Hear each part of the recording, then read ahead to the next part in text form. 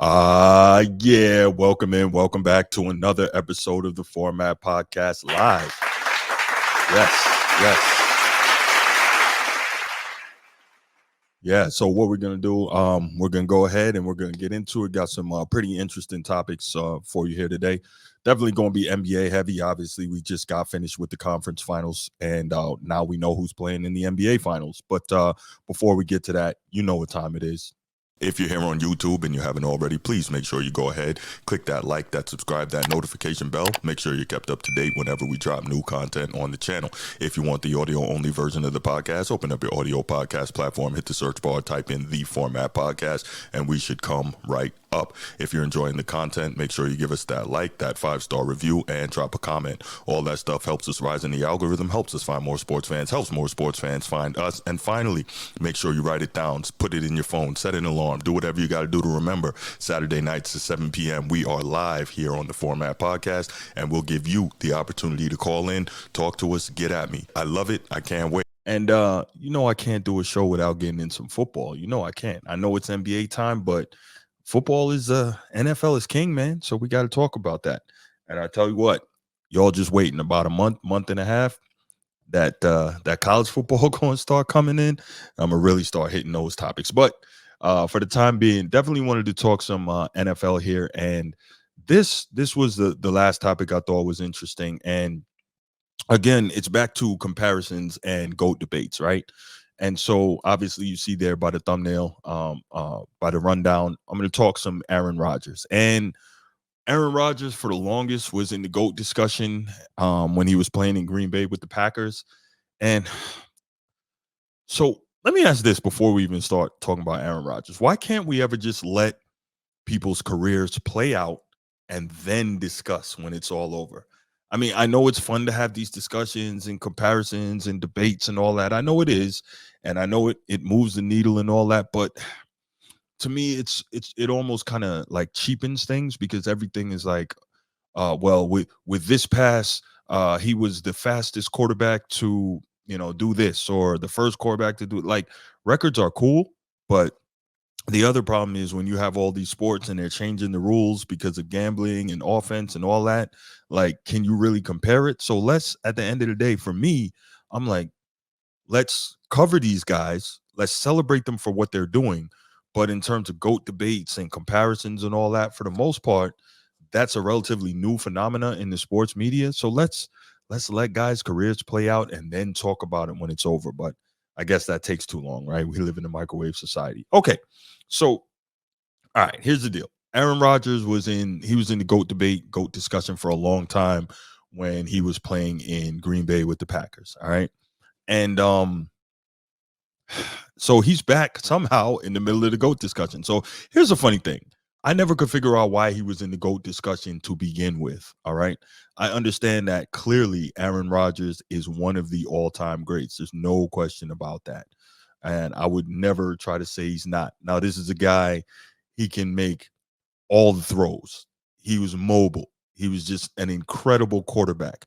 And people always said that he was the best thrower of the football of all time. Now, I always push back against that one because I'm like, there's a guy named Dan Marino. There's a guy named John Elway. There's a guy playing now named Patrick Mahomes. Where did this greatest thrower of the football ever come from? Now, is he an elite thrower of the football? Absolutely. Does he have the biggest arm? No, but he can make all the throws. He can make them on the move. He can make them from the pocket. He's got enough of an arm, right? But this greatest thrower of the football of all time, I never could figure it out because if you took a Dan Marino or you took a John Elway and you put him in the league today where you can't hit him, and of course you can't hit them, you can't hit the receivers. Like, imagine the type of numbers they would put up. Imagine how their interception percentages would go down, and imagine how their touchdowns and their yardage would spike. Recently, Dan Marino was asked, I think it was like last summer or something like that. He was asked kind of if he played today, what type of numbers he thinks he'd put up. He said he thinks he would throw for 6,000 yards. And you know what? You give him some weapons, I believe Dan Marino could do it because, what was it, 1984? In 1984, Dan Marino threw for 5,000 yards and 48 touchdowns. And that was an era where guys simply did not do that because the running game was primary. And so we know how special that he was. Yeah, absolutely. We do live in a narrative world. Yeah, and me as a journalist, I somewhat contribute to that. I try not to, but it's hard to avoid that completely. Yeah. But yeah, so you look at some of these all-time greats and you're like, how is it so definitive that Aaron Rodgers is the greatest thrower of the football we've ever seen? Now again, we live in a world, a narrative world, as it's not that serious just said.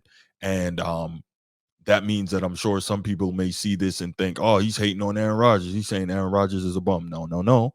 I'm just saying it's not definitive he's the greatest thrower of the football we've ever seen. I don't get that. So anyway, um, I don't know. Well, I don't know what I'm not seeing. But here's the other thing. Now we start talking about Aaron Rodgers in the GOAT debate. And I never could figure that out because one of the biggest things for me is performance on the biggest stage. And he wasn't a great postseason performer. Isn't. And that's just the facts, right? Now, let's look at his positives. He's a four-time MVP, right? Most valuable player. Only Peyton Manning has more. He's got 5. He's got the highest passer rating in history, the highest touchdown to interception ratio in history. All those are incredible numbers. He had a great run in Green Bay. But here's my thing, and people might think I'm crazy for this, but here's my thing. I'm not even sure that Aaron Rodgers is definitively better than Brett Favre. He threw a lot less picks, but I'm not sure that he's definitively better. Oddly enough, they played the same amount of years there, and then after that, they moved on to the Jets. Really strange. Anyway, the numbers in the playoffs are almost identical. They had 12 playoff seasons in Green Bay, both of them. In 12 playoff seasons, Aaron Rodgers had 45 touchdown passes. Brett Favre had 44. Aaron Rodgers had 5,894 passing yards. Brett Favre had 5,855 passing yards. The big difference, and everyone will tell you this because I think Brett Favre is the all-time leader in interceptions in history. In those 12 playoff seasons in Green Bay, uh, Aaron Rodgers only had 13 interceptions while Brett Favre had 30. So that's gonna be the big one. Absolutely, it's not that serious. Context absolutely matters. So Brett Favre, though, he had a better postseason record, I think, in Green Bay. I think he was 13-11, and Aaron Rodgers was 11-10. So that's pretty much the same, but take it with a grain of salt. So here's the thing. To me, I think you had a better chance of winning in the postseason with Brett Favre, excuse me. And that's just my feeling. Now, most people are going to say that you had a better chance of winning with Aaron Rodgers because Brett Favre is literally going to give the game away, 30 picks to 13 picks. But yes and no, because clearly that differential in interceptions and turnovers, and in most team sports, if you win the turnover battle, you'll win the game. But clearly that didn't make a difference because Brett Favre has more playoff wins in Green Bay than Brett Favre does. Brett Favre has more playoff wins in Green Bay than Aaron Rodgers does. So I don't know. I feel like if you're down, if you're behind, you have a better chance of coming back with Brett Favre because he's a gunslinger and he just doesn't care, and especially on a miracle play. I don't feel like you get that same opportunity with Aaron Rodgers. I think if you're down and you're behind with Aaron Rodgers, it's just going to be what's just going to be, and you're probably going to lose. But that's me. Again, I really don't have any rational evidence to hold on to that stance. That's just kind of the feeling that I get, having watched them both play for a long time. So anyway, after a Hall of Fame career in Green Bay, in another odd coincidence, like I mentioned earlier, Aaron Rodgers goes to the New York Jets, which coincidentally is where Brett Favre went after leaving Green Bay. Very strange. And so that move got a lot of hype from the sports media, got a lot of hype from the NFL. Why did it get a lot of hype? The New York Jets have not won a championship since 1969 when they won Super Bowl III, I think 16-7, and upset the Baltimore Colts after Joe Namath guaranteed the win. We'll win, I guarantee it. That's what he said, and he went out and did it. But anyway, why does this move get so much hype? The Jets aren't that great. They have a defensive head coach who's a rookie head coach, not anymore. This is going into his 3rd year, but the point is, this is his first time as a head coach. Robert Saleh, former defensive coordinator at San Francisco 49ers. But the point is, it gets a lot of hype because it's New York City, right? And I'm going to be real. I used to live in New York City. I know a little something about New York City.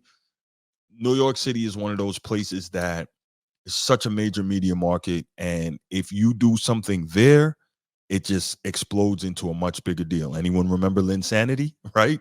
What was that, a 3-week stretch? And Jeremy Lin was on the cover of Sports Illustrated, I want to say like 3 times in 3 weeks or 2 weeks, something like that. And he made himself a lot of money off of that stretch in New York City. If that had happened in Indiana, it wouldn't have been such a big deal, right? But Linsanity, it got a name and it basically grew into its own thing, all because it happened in New York City. And so now they're looking at this thing and they're saying Aaron Rodgers, New York Jets, and if he wins a championship there, first championship for the Jets since, again, what was that, more than 50 years, um, it would be insane. So he gets there, he gets the offense rolling, he gets some of his guys there, and then 4 plays into his first season, this happens. He tears his Achilles 4 plays into the year, and he's out for the year, which is absolutely crazy. Like, who could have seen that coming? Um, and so that was one of the biggest things. Obviously, Zach Wilson ended up having a hard time. He ends up getting traded. I think he's in Denver now. I think he's with the Broncos. And so now Aaron Rodgers is going through a full off season. He's working his rehab. He's fully expected to be there for the start of camp and for the start of the season. And the Jets have done a lot to work on the offensive line to try and protect him. Let's see what we got. Aaron Rodgers cared more about stats than winning. Example: Seahawks in their prime. Aaron Rodgers threw to one side of the field for an entire game. He wouldn't throw to Sherman side of the field. No, I get that. I guess a lot of guys wouldn't throw to Sherman side of the field. The elite defensive backs often take away a whole side of the field. We used to see that with Darrell Green. We saw that with Rod Woodson. We saw that, of course, with primetime Deion Sanders. But I totally get your point. That's something that's been said about Aaron Rodgers, that he was very careful to try and protect that touchdown interception ratio so he wouldn't take risks. But even still, I'm not sure that's quite the case, because he was still a high volume passer. It's not like he was dinking and dunking. He was going downfield. He has multiple 4,500 plus yard passing seasons, multiple 35 plus touchdown passing seasons. So I think he's just really, really good. But to say that he cared about his stats, oh, he absolutely cared about his stats. He was very careful with that. But yeah, so Aaron Rodgers is expected to be the guy in New York next year. He should be ready to go. There were rumors that he might be able to have gotten back had the Jets made the playoffs. Probably not, but he was trying to, I think, keep the morale of the team up and keep them playing hard and all that. But now the discussion is, if he wins the Super Bowl with the Jets, he's in the GOAT debate. And I'm like, how? He only has one Super Bowl right now. So if he wins another one, he's suddenly in the GOAT debate. I get the 4 MVPs. I get that. But nah, man, that doesn't make any sense to me. Tom Brady, anyone? He is the undeniable, irrefutable GOAT. And probably the closest to him are maybe Pat Mahomes, of course. Joe Montana, he's got 4 Super Bowls. Now the numbers for Joe Montana aren't going to be the same, because that was a totally different game and a different era that he played in terms of the passing numbers. But the winning and the big game performance, we can't forget about that guy. Pat Mahomes, he's had the greatest start to a career that anyone has ever had at the quarterback position. John Elway played in 5 Super Bowls. Now he's under 500. He lost 3 of them, but different era, and it's so hard to win in football. And he didn't have much of a running game, and he just ran into some of the all-time great teams. When he lost to the Redskins, formerly the Commanders, formerly the Redskins. That was 1988, I believe, and was that 42-10. Doug Williams went nuts. Timmy Smith set the single game rushing record for the Super Bowl, 206 rushing yards. So the defense totally just did nothing for him. Doug Williams, I think, threw 4 touchdowns in the second quarter in that game. So John Elway got no help whatsoever in that one. Let's see, he and the Broncos lost 55-10. Was that 1989 against the 49ers, I believe? So that was an all-time great 49ers team. And I think they also lost to the Giants maybe in 86 or 87. They lost to the Giants 39-20. So some really, really outstanding teams he ran into. But when he got a running game before he retired, he won back-to-back Super Bowls. So imagine if they had gotten him a running game earlier, right? But yeah, these are some really all-time great quarterbacks, and I think we got to look at it and say we can't just be so quick. I know it's New York City, so I know that's going to be huge. And I know there's now this thing of if you can go to another team after you've been somewhere for a long time and win again, a la Brady, it'll put you in the GOAT discussion. But it shouldn't, because Aaron Rodgers, in fairness, has not been an outstanding postseason performer at the quarterback position. He just hasn't. Now, I get the four MVPs, and I get what it's going to mean to the NFL and to New York City if he can win a championship with the Jets. I get it. But that to me should not at all put you in the GOAT discussion. It just shouldn't. So I'm gonna leave it there. That's gonna be the last thing I have to say on that topic. If anybody wants to call in and give me their thoughts on Aaron Rodgers, whether or not you believe he's in the GOAT discussion, whether or not he should be, if he can win a championship with the Jets, go ahead and do that. Or if you have any other anything else that you wanted to touch on from any of the topics we talked about earlier tonight in the show, you can go ahead and give me a call. I'll wait a couple minutes on that. And if not, then we'll go ahead and call it a night.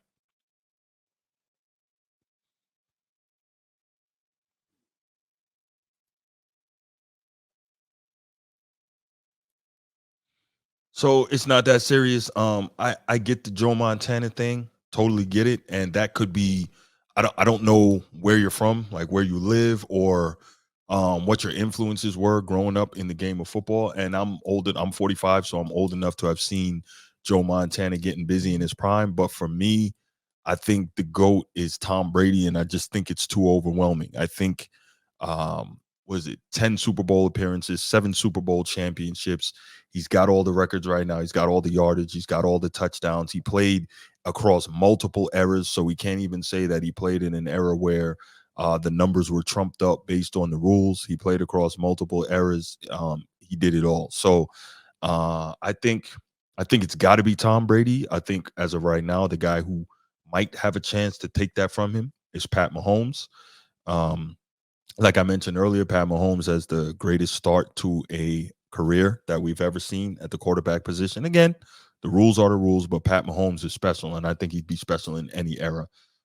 So yeah, I respect that you think it's Joe Montana, but I can't see it. I think it's got to be Brady.